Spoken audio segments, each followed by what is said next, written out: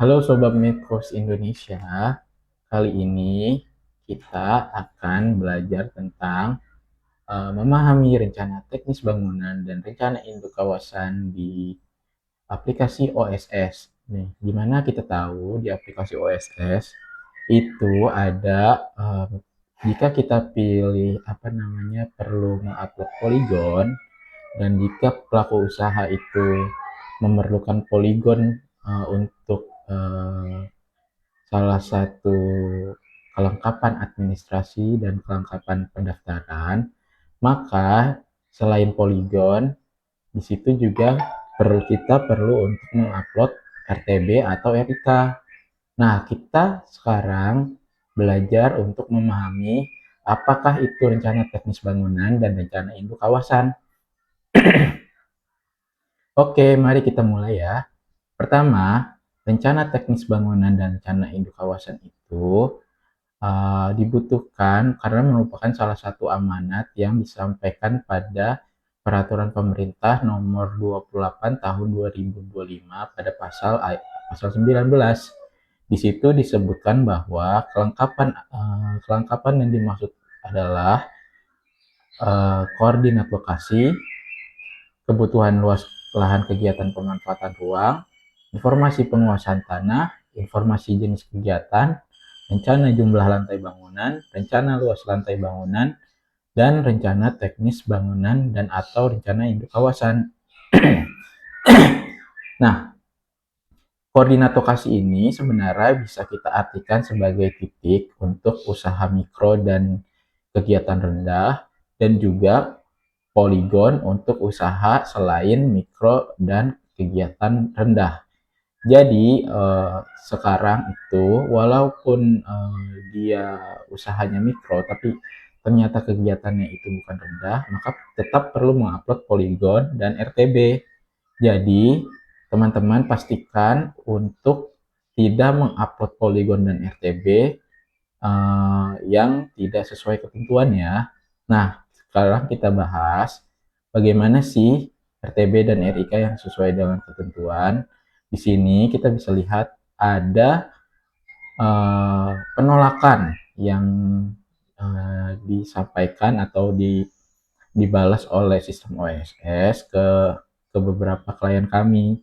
Alasan dikembalikan dokumennya, mohon gambarkan RTB atau RK secara detail, dilengkapi dengan gambar deliniasi bangunan terhadap deliniasi tanah yang dimohonkan, sesuai poligon SHP. Nah, inilah kenapa RTB dan RIK itu harus sesuai dan harus sejalan dengan poligon yang ada. Jadi kita tidak bisa asal membuat poligon dan RTB kalau ingin pengajuan kita itu disetujui.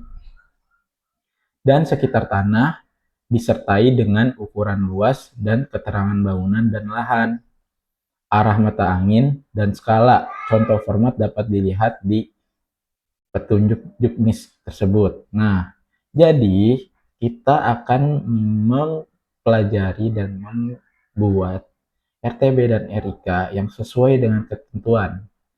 Oleh karena itu, kita pastikan semuanya itu sudah sesuai juknis dan sudah sesuai dengan pengalaman yang telah kami lakukan ketika membantu teman-teman pelaku usaha. Nah, pengunggahan dokumen RTB RIK yang tidak sesuai dapat mengakibatkan pengajuan tertolak, penundaan pengecekan oleh validator, dan jika KKPR sudah terbit otomatis, namun melakukan unggah dokumen yang tidak sesuai, bisa mengakibatkan KKPR dianulir atau dibatalkan loh. Oleh karena itu, penting untuk memastikan dokumen yang diunggah merupakan dokumen yang sesuai dengan ketentuan yang berlaku. Nah, kelengkapan apa saja sih yang ada pada layout RTB dan RIK? Kita perlu memahami kelengkapan yang ada di dalam RTB dan RIK. Di dalam juknis tersebut, kita tahu RTB RIK itu didefinisikan sebagai rencana teknis bangunan paling sedikit memuat gambar rencana bangunan atau bangunan existing di lokasi permohonan. Rencana teknis bangunan dapat membuat bentuk persil yang sebenarnya, tampak bangunan, dan potongan bangunan yang menggambarkan jumlah lantai dan keterangan ketinggian bangunan. Seperti itu.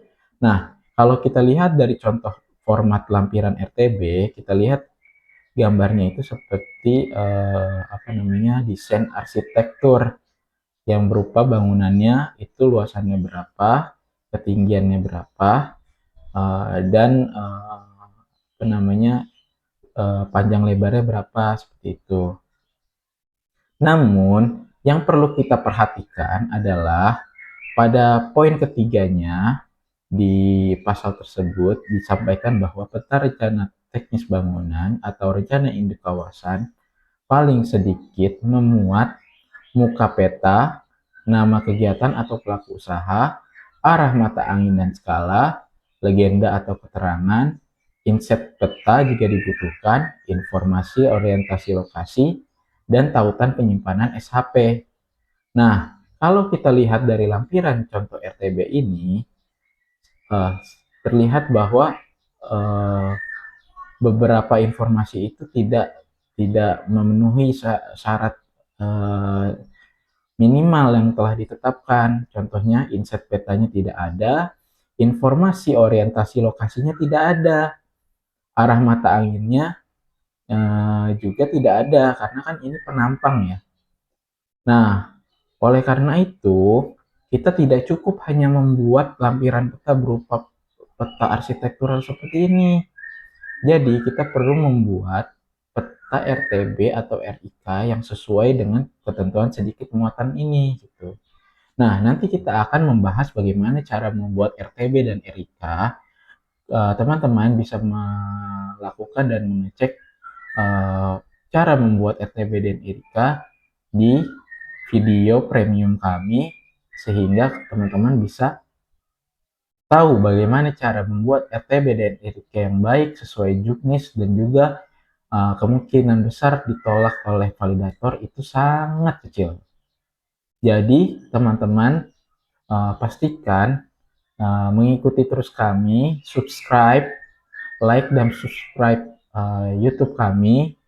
Kali aja kami akan memberikan akses YouTube video premium kami untuk teman-teman.